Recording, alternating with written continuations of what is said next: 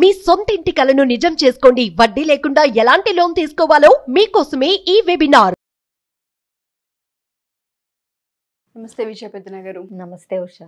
ఆడపిల్ల మీద ఏదైనా ఒక బ్యాడ్ ఒపీనియన్ కనుక ఉంటే, ఫ్రెండ్షిప్లో కావచ్చు, రిలేషన్లో కావచ్చు, అబ్బాయి లేదా భర్త లేదా బాయ్ ఫ్రెండ్ ఒపీనియన్ని ఎలా మార్చొచ్చు? కొన్ని సిచ్యుయేషన్స్ వల్ల కొన్నిసార్లు వాళ్ళు చాలా నెగిటివ్ షేడ్లో కనిపిస్తూ ఉంటుంటారు. అదే నెగిటివ్ షేడ్ని లైఫ్ లాంగ్ వాళ్ళని అలానే చూడడం మొదలు పెడుతూ ఉంటారు. దానివల్ల ఎక్కడో తెలియకుండా క్యారెక్టర్ పైన మచ్చపడుతూ ఉంటుంది. ఆత్మాభిమానం ఆడపిల్లలకి దెబ్బతింటూ ఉంటుంది. ఆ ఒపీనియన్ ఎలా మార్చొచ్చు?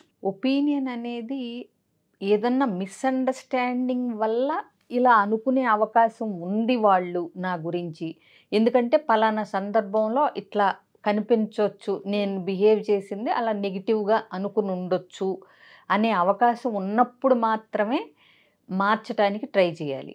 అంతే తప్పితే ఇప్పుడు ఏంటి ఒక ఫ్రెండ్కో లేకపోతే ఒక బాయ్ ఫ్రెండ్కో ప్రతిసారి ప్రూవ్ చేసుకోవటానికి నువ్వు తప్పుగా అనుకుంటున్నావు, నేను కరెక్టే, నువ్వు ఇలా ఆలోచిస్తున్నావు, నేను చేసింది ఈ ఉద్దేశంతో, నువ్వు మిస్అండర్స్టాండ్ చేసుకుంటున్నావు, నా ఇంటెన్షన్ ఇది అని ప్రతిసారి ప్రూవ్ చేసుకోవాల్సి కనుక వస్తే ఆ ఫ్రెండ్షిప్ కానీ ఆ బాయ్ ఫ్రెండ్ కానీ అక్కర్లేదనే చెప్పొచ్చు సార్. ఇప్పుడు పొరపాటున మనం కనిపించే విధానం వల్ల వాళ్ళకి ఆ అపోహ కలిగింది, మన వైపు నుంచి ఆ ఛాన్స్ ఇచ్చాము అని అనుకుంటే అది క్లియర్ చేయటానికి ట్రై చేయొచ్చు. కానీ నువ్వేది చేసినా అందులోనే నెగిటివే చూస్తూ నిన్ను నెగిటివ్గానే ఊహించుకుని లేదా ఒక సంఘటనకి ఫిక్స్ అయిపోయి ఇంకా ఈ అమ్మాయి ఇంతే అని అనేసుకునే వాళ్ళని మార్చడానికి ఎక్కువ తాపత్రయపడొద్దు. ఎందుకంటే లాంగ్ రన్లో మంచిది కాదు. నీకు వాళ్ళు క్లూస్ ఇస్తున్నట్లు లెక్క. ఏంటి, వాళ్ళు నెగిటివ్ని చూడటానికే నెగిటివ్ మైండ్ సెట్టే ఎక్కువ స్కోప్ ఉంది. అలాంటి వాళ్ళతో నీ ఫ్యూచర్లో మనశ్శాంతి దెబ్బతింటుంది. కాబట్టి వాళ్ళని అక్కడ కట్ చేసేయటమే బెటరు. ఇంకోటి, అర్థం చేసుకున్న రోజున వాళ్ళే తిరిగి వస్తారు లేదా సారీ చెప్తారు. ఇదొకటి. ఇకపోతే నువ్వు భర్త అని కూడా వాడావు. సో ఇక్కడ భర్త అన్నప్పుడు నువ్వు నీ ప్రయత్నాలు ముమ్మరంగా చేయాల్సి ఉంటుంది. ఏ విధంగా?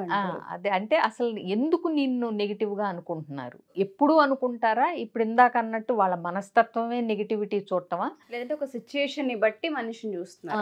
ఒక సిచ్యువేషన్లో జరిగిన దాన్ని బట్టి ఫిక్స్ అయిపోవటం అనేది ప్రాబ్లం. ఇప్పుడు కొన్నిసార్లు నాకు అనిపిస్తుంది, ఫర్ ఎగ్జాంపుల్ ఎక్కువగా జరిగేది చెప్తాను నేను. మా ఇంట్లో జరిగిన ఇది.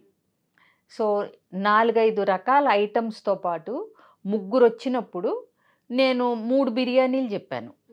యాక్చువల్గా 3కి 3 బిర్యానీలు చెప్పినప్పుడు ఇంకా వేరే అన్నీ అక్కర్లేదు, అవునా? సరే అంటే 3 వచ్చారు, సరే మేము ఇద్దరం ఉన్నాం కాబట్టి సరే 3 బిర్యానీస్, ఇంకా 4-5 రకాలు ఉన్నాయి నేను చెప్పేది అది. సో అన్నప్పుడు మా వారు ఏం చేస్తారంటే, ఎందుకైనా మంచిది సరిపోదేమో అని చెప్పి 5 చెప్తారు.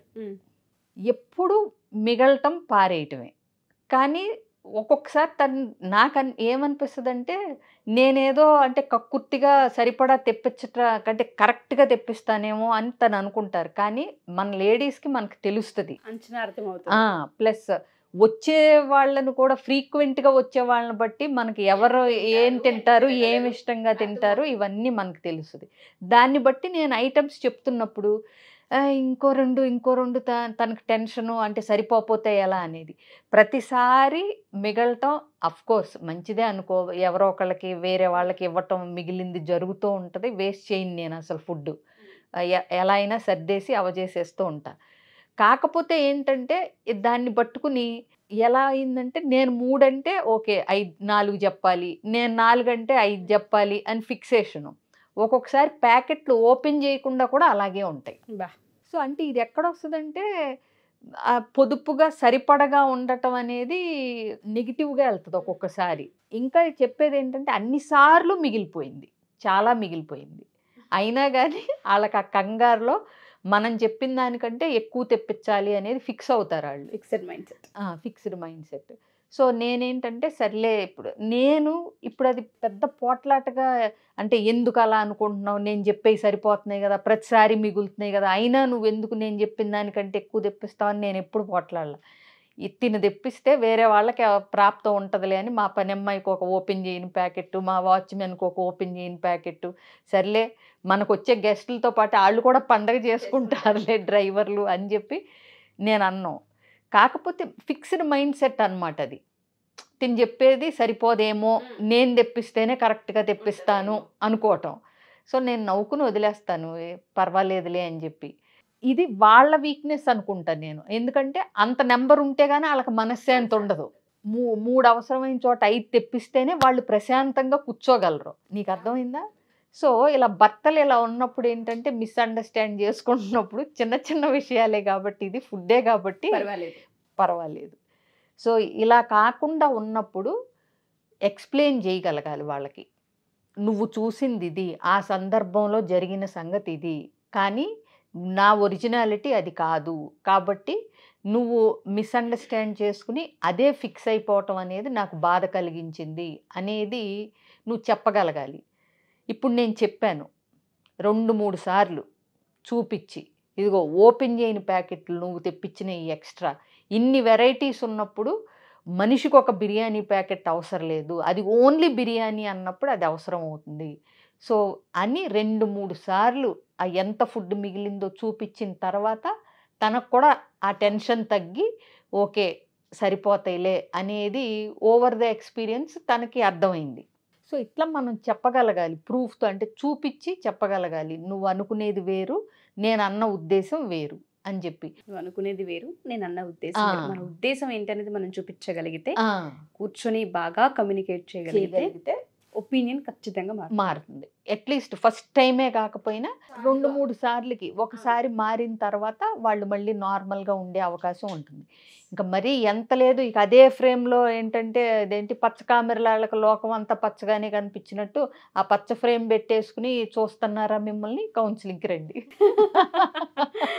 ఎగ్జాక్ట్లీ మీరు అన్నట్టుగా ఇది ఏదైనా ఫుడ్ విషయము, బట్టల విషయము ఏది పర్వాలేదు. కొన్నిసార్లు ఆడవాళ్ళు ఎప్పుడైతే బయట ఉద్యోగాలకు వెళ్తూ ఉంటుంటారో, లేదా కొన్నిసార్లు వేరే వాళ్ళతో కమ్యూనికేషన్ చేయాల్సిన ప్రాసెస్ ఉన్నప్పుడు, మగవాళ్ళతో మాట్లాడినప్పుడు అక్కడ మాట్లాడే మీనింగ్ వేరే ఉంటుంటుంది. వీళ్ళ హావభావాలని బట్టి కూడా చాలామంది అనుమానం కావచ్చు, లేదు అంటే ఏ అనుమానం లేకపోయినా వాళ్ళకి ఎక్కడో కొంచెం ఇబ్బంది అనిపించి వ్యంగ్యంగా మాట్లాడడము, లేదంటే ఎక్కడో అక్కడ వాళ్ళని అంటే కొంచెం ఓవర్లాప్ చేసి మాట్లాడడం చేస్తుంటారు.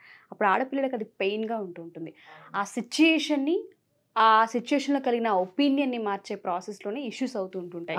మీరు అన్నట్టుగా ఆ ఒపీనియన్ని కనుక మార్చాలి అన్నప్పుడు నువ్వు అనుకునేది నేను కాదు ఇది అని చెప్పగలగాలి. ఎందుకంటే కొంతమంది ఆ ఈగోని, సెల్ఫ్ రెస్పెక్ట్ అనేసి నేను ఫ్రెండ్లీగా ఉంటే నువ్వే అనుమానిస్తున్నావు, నీకు ఎక్స్ప్లెనేషన్ ఇవ్వాల్సిన పని నాకు లేదు, రివర్స్ అవుతూ ఉంటారు.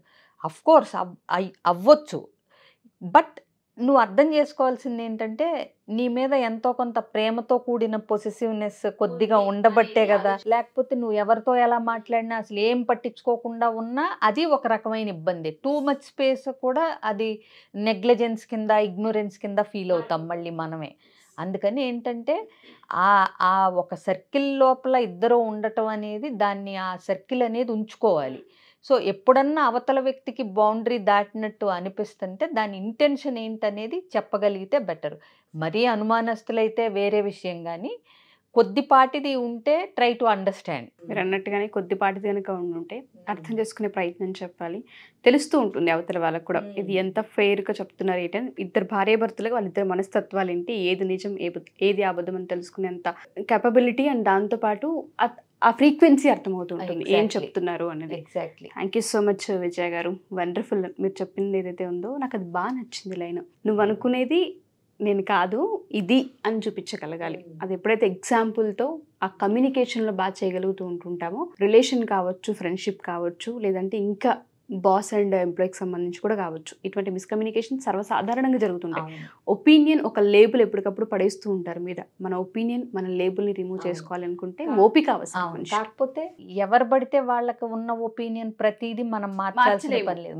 మనకి జీవితంలో ముఖ్యులు అని ఎవరు అనుకుంటామో పొరపాటున వాళ్ళకి గనక మన మీద మిస్ ఒపీనియన్ కానీ ఏదన్నా రాంగ్ ఇన్ఫర్మేషన్ కానీ ఉంటే క్లియర్ చేసి మన పని మనం చూసుకోవాలి. Thank you ma'am, thank you so much. Suman టీవీలో మీ పర్సనల్ అండ్ బిజినెస్ ప్రమోషన్స్ కోసం కింది నెంబర్కి కాంటాక్ట్ చేయండి.